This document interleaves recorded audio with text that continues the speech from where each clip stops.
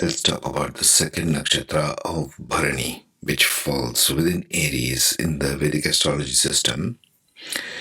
And I'm trying to draw in this podcast some parallels between two different systems, one being I Ching and the other one being gene keys. These are being followed, so might as well draw some parallels. And when we speak about nakshatra, it is all about life lesson as its core. Bharani signifies when the soul comes into the womb, into the body of the baby, right? The fetus. Ashwini was the soul itself, the abstraction, Ketu, ruled by Ketu. Bharani is the next step. All nakshatras are about human evolution, how human carries out his or her life. So Bharani is symbolified by the womb. It is showing when the soul enters the baby's body. So the life lesson of Bharani being keeping respectable boundaries and bearing restraint in order to protect, holding the burden with responsibility in order to deliver, like the womb. Okay, so this is what we will discuss in this. It's symbolified there in the animal totems, which is another playlist on this channel, by a crow and by an elephant. But in this, we will just draw parallels between I Ching and gene keys. Let's get into it. That's the first one, drawing parallels between I Ching now. I Ching and Bharani Nakshatra in Vedic astrology. Where are the common themes which we could use to find out how to get and solve the life lesson of Bharani?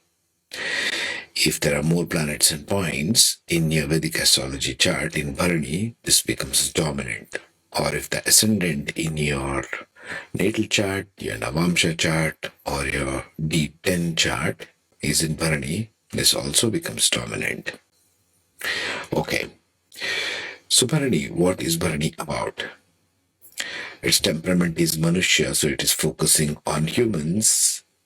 Its type is balanced, yet it is fierce. You've got to keep these fierce nakshatras a little in check wherever it appears in your chart. Because obviously, we don't want to get very fierce about things, right? And its drive is to preserve, like the womb. However, its lord is in Aries, which is Mars, which is a Kshatriya, so it's a very fiery driven zodiac that it is falling in. Remember how much ever the nakshatras play out, it's always filters through the lens of the zodiac into the human being. So the first step is always to look at the house and the zodiac. Next step is to refine it with nakshatra. Bharani is passionately driven, has a lot of creativity. It's always a receptive energy like the womb. It is internalizing like the baby, which is developing in the womb. Think the womb, think the baby, think rebirthing, think transformation through life, think children focus, think of the social causes and social reformers. Why? Because it's ruled by Yama, the god of death, who's all about doing the right thing. So they have a lot of focus on social causes. But it can get little badass, especially if Rahu kind of sticks in it here in Bharani with Mars. Some of the worst dictators we have seen in the world have got a strong Bharani in them. So don't underestimate this particular nakshatra. It's not all roses and candies here, folks. So life lesson parallels with I Ching. First of all, what was the life lesson? Keeping respectable boundaries and bearing restraint in order to protect, like how the womb protects the child. Think that analogy of Bharani. Hexagram 60, number 1, G, which is limitation. G, meaning limitation, aligns with the concept of keeping respectable boundaries. It emphasizes the importance of recognizing and respecting limitations in various aspects of life. This hexagram advises using disciplines and moderation to navigate situations with constraints and find constructive solutions. Hexagram 39, Jian, obstruction. Jian reflects the idea of facing obstacles and obstructions.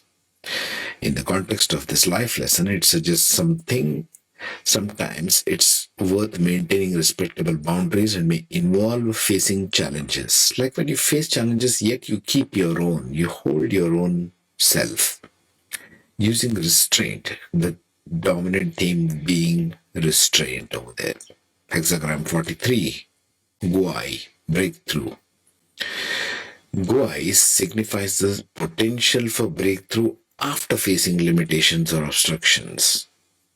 It aligns with the notion of holding the burden with responsibility in order to deliver. Persistence and responsible approach are the highlights here. Responsibility being the key. Hexagram 47, Kun, oppression. Kun represents a state of oppression or being weighed down, being bogged down by burden of life, right? So this suggests the importance of bearing restraint while carrying out responsibilities. You don't stop, you don't pause to take a breath, but you don't give up in life. You push through, right? This signifies that. Hexagram 47. Patience and endurance during times of oppression. So knowing that there is a potential for growth, knowing that there is a baby coming out, the mother holds on. See? This is how life grows in all of us. Hexagram 57, Zun, the gentle wind. Zun symbolifies gentle influence of the wind, aligning with the idea of holding burden with responsibility. So this talks about subtlety and adaptability.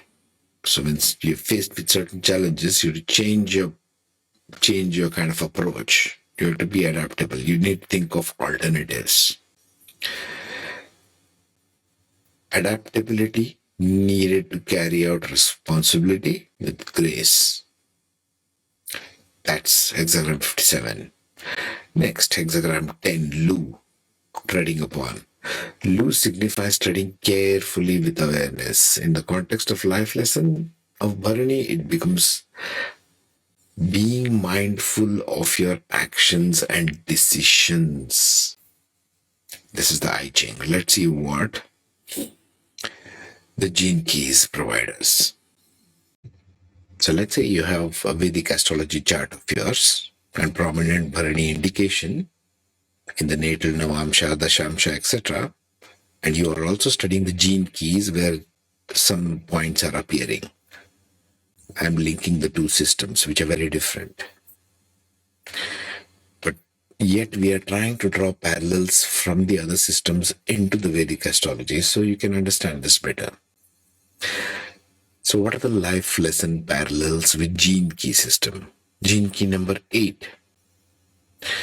Gift of exquisiteness. This gene key can assist in understanding a concept of boundaries and cultivating a sense of exquisite. It encourages embracing boundaries as a form of beauty and artistry. Bharani is also creative, by the way. Keeping respectable boundaries is gene key 8, along with beauty and artistry. You need to think about these things, reflect on these things. Gene key number 11, the gift of idealism. Idealism, when applied responsibly, can contribute to the sense of responsibility associated with Bharani Nakshatra's life lesson. It encourages holding high ideals and values while being aware of the impact of one's action on others' responsibility. See? Gene key number 18, the gift of integrity. Much needed in the world today, isn't it? Integrity involves maintaining a strong sense of moral and ethical principles. We have arrived in an age of information where everybody talks about sweet things, hardly anyone follows it through. It's more a question of following it through, people walking the talk.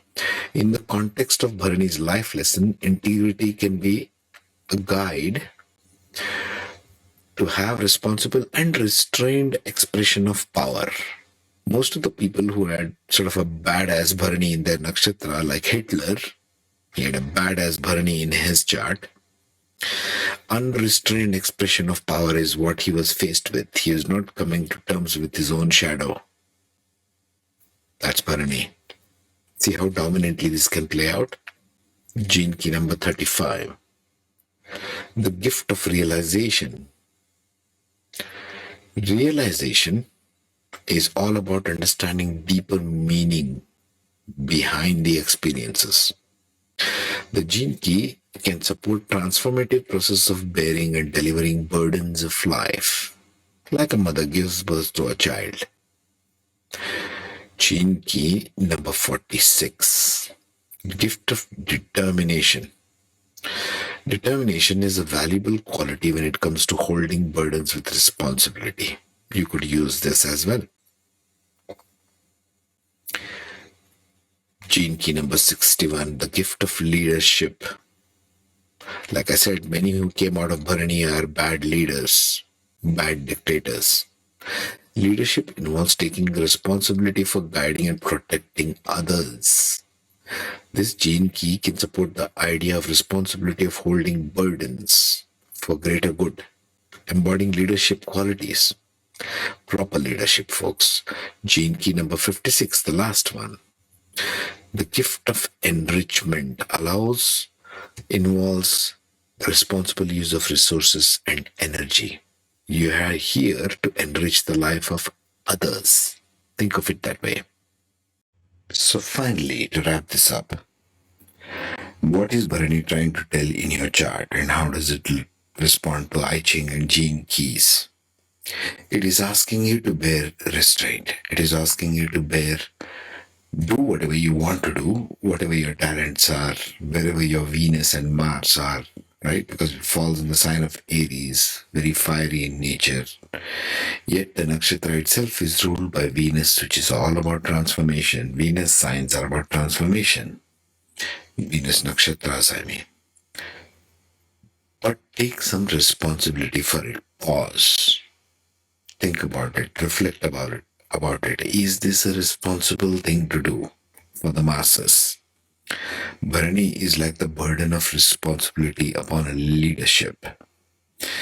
Not taking random actions or acting out of your wounds or your personality structures. That isn't going to help. That's going to create more mess in the long run. Then it's going to solve problems. This is an exercise in leadership, folks. It can't get any more in your face than these nakshatras of Vedic astrology for those who really want to learn such stuff. I'll see you in the next with Kritika, where the cord gets cut. When the baby's umbilical cord is severed, it comes to the world. That is Kritika Nakshatra. That's next.